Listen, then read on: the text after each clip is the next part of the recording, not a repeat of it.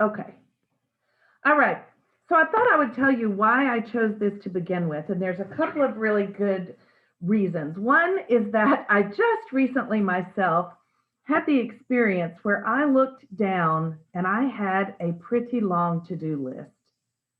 And whenever that happens to me, I realize I am not focused on the right things. I'm not focused on the things I intended, the strategic things, the things that are going to move me ahead. Suddenly, my tomorrow looks full of a long list of stuff, none of which is the most important stuff. And so, since I just had this experience and I clearly need to look at my own ping pong pig, I thought, great, what better way to do it than to share with others who might be facing the same thing?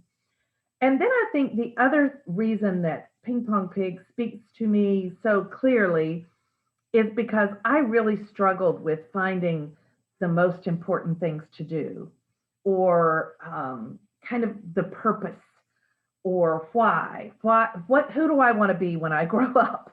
I really struggled a little bit with that and it felt big. And so I thought, let's just take just 30 minutes to talk about priorities and what they are and how to determine what they are. And it is my hope that you'll get something out of this. And actually, so will I by having this great conversation. So I'm really, really looking forward to going through just a couple of things.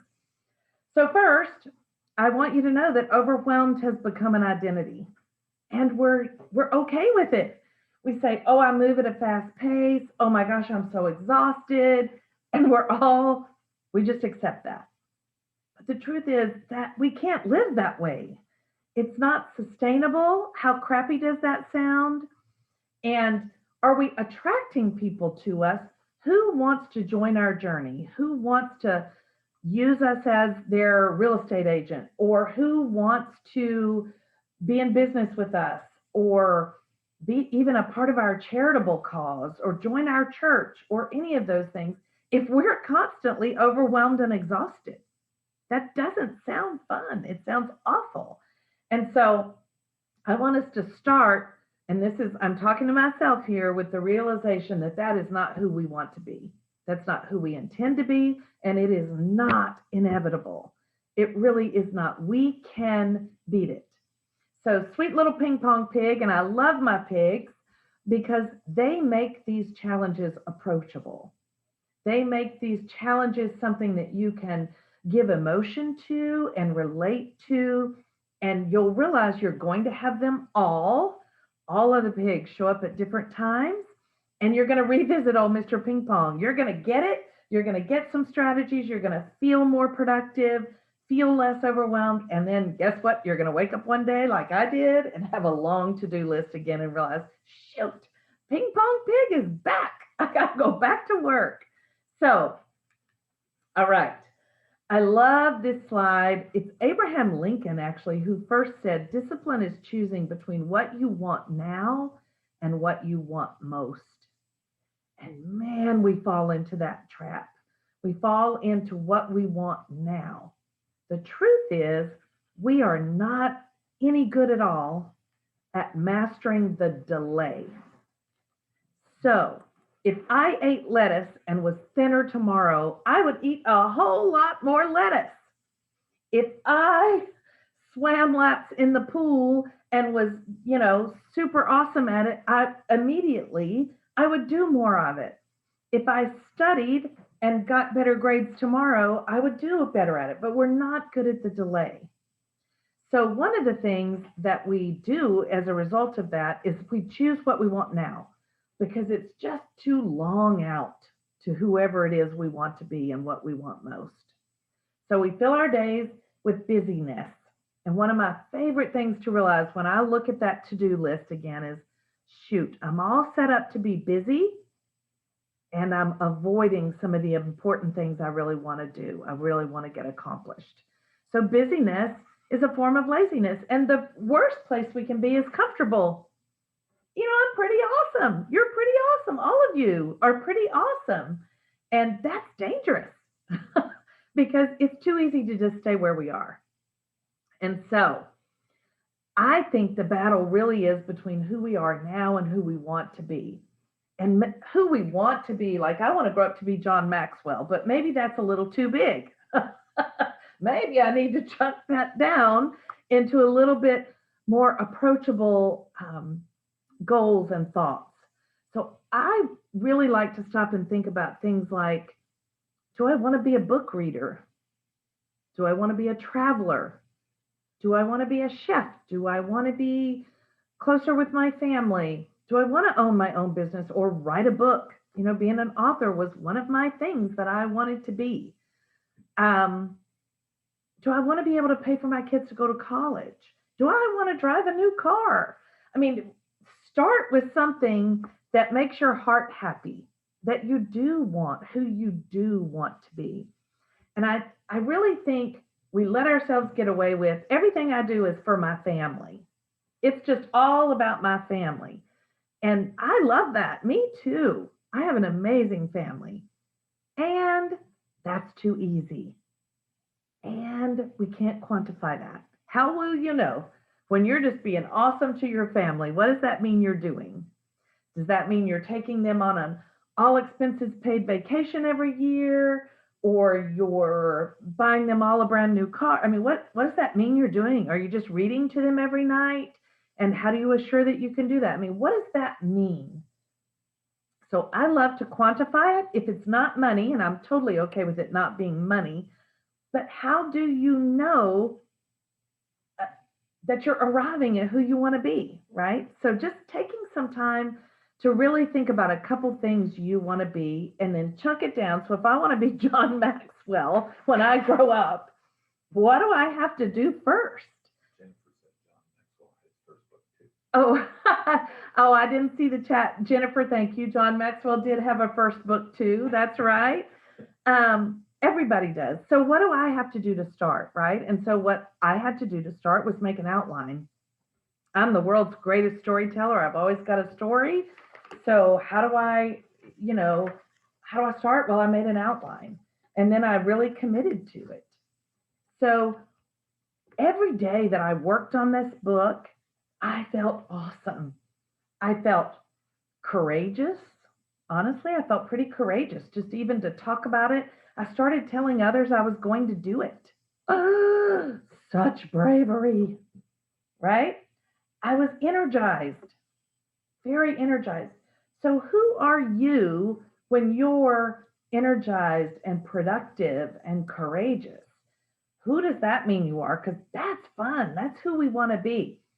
So, try to choose some priorities, maybe a priority, and chunk it down into something that gives you those days of being productive and courageous and energized.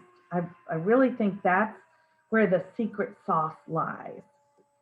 So, all right, let's talk about some rubber meets the road clarity stuff. Number one, clarity accelerates.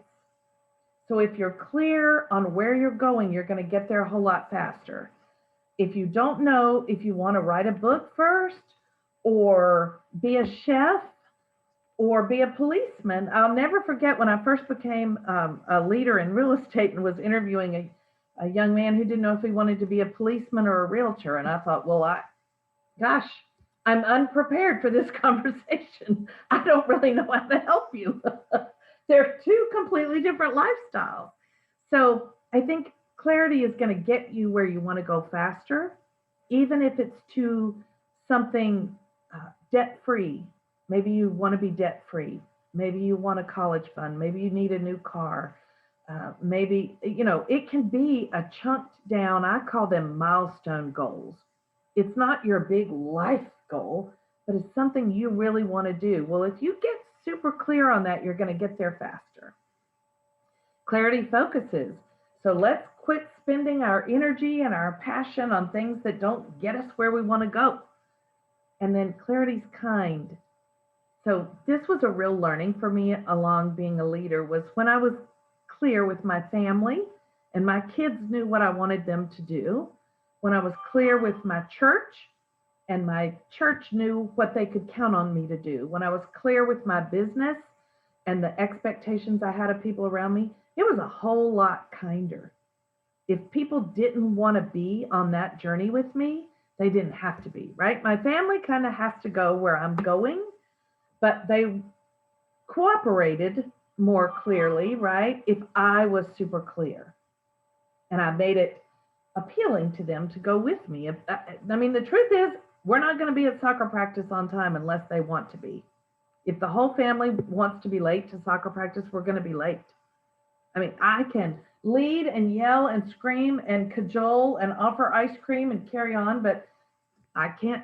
I mean, unless I'm going to physically throw them in the car, I'm not going to win, right? So, clarity criteria, how do you choose what's most important to do tomorrow? Number one is a certain amount of urgency. So, urgency versus importance. Urgency means it has to be done right now. And on the next slide, we're going to talk about how to decide if it's urgent. Another clarity criteria is revenue generated. If it generates revenue, it may need to go up in your criteria for what your priority is. How confident are you in executing it? Can you go and just get it done? That is a clarity that gives you just take a step and do it. Are you going to enjoy doing it? Right? Quit putting things on a to-do list that you don't want to do. This is what kills me about being a business owner in particular is that we're setting ourselves up to do something that we hate to do. We don't want to lead generate. We don't want to call. We don't want to do these things. So stop doing that. What do you want to do? How do you want to put yourself out there to attract people to you? I want to do webinars. I think this is fun. I want to talk to people. I want to write books. I want to tell stories. So I'm getting a lot of enjoyment out of this, which I hope means people will be attracted to that and go with me. What about impact on other activities and needed tasks? So Gary Keller's one thing pops into my mind, and many of you know that.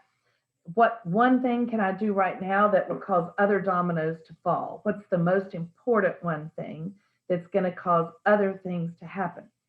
What if one thing that I'm doing actually has some negative impact?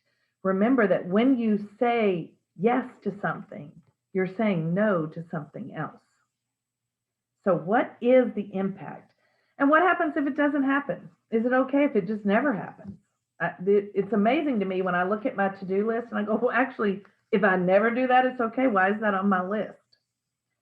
Who cares if it doesn't happen or if it does happen? So who is impacted if it doesn't happen? And is there a possibility of delegating effectively? And then will you be so pleased, proud, happy when it's completed?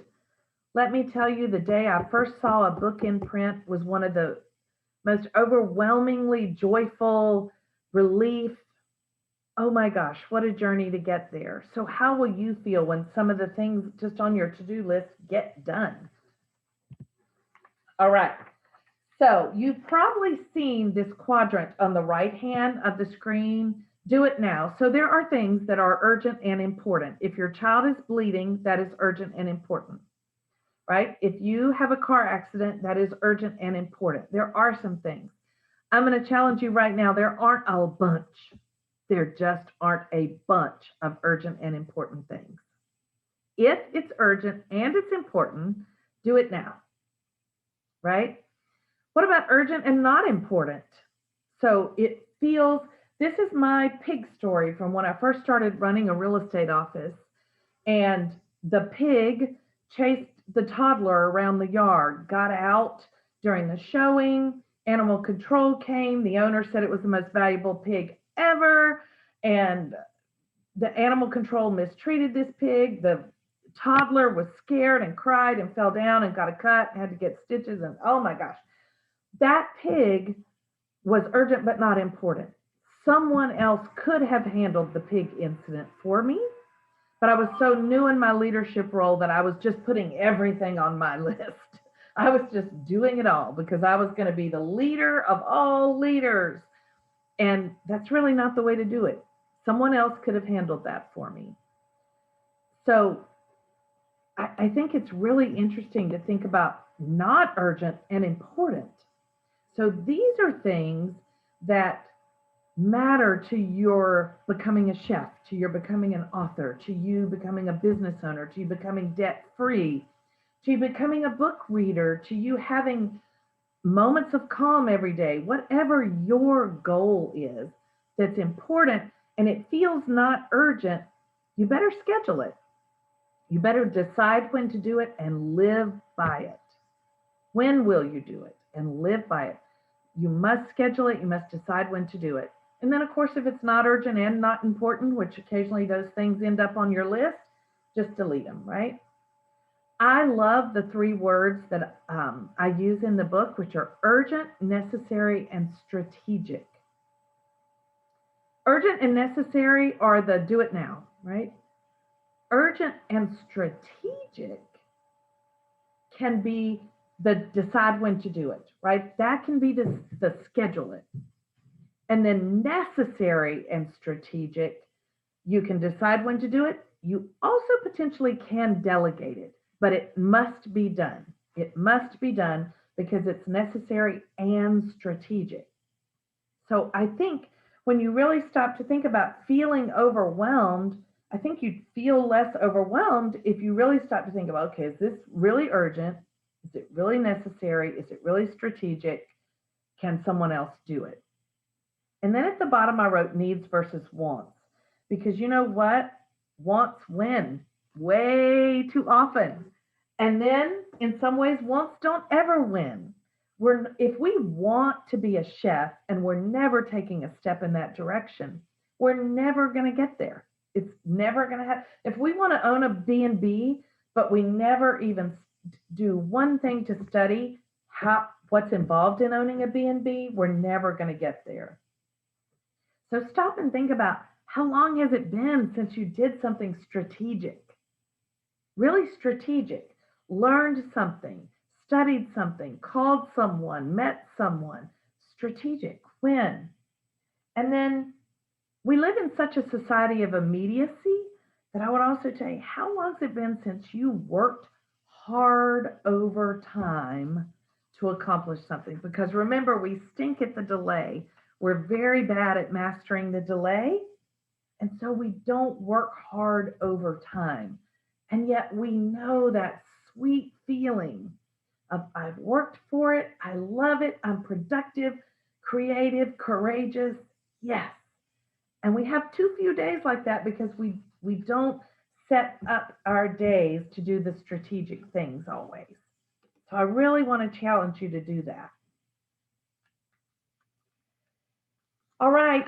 So if overwhelmed is your identity, I want you to think about these four things that you can do right away. If you just feel overwhelmed and you're unclear. So if your purpose, if your why is too vague to be motivating, it's my family, but it feels vague and you can't measure how you're doing, choose a milestone goal, right?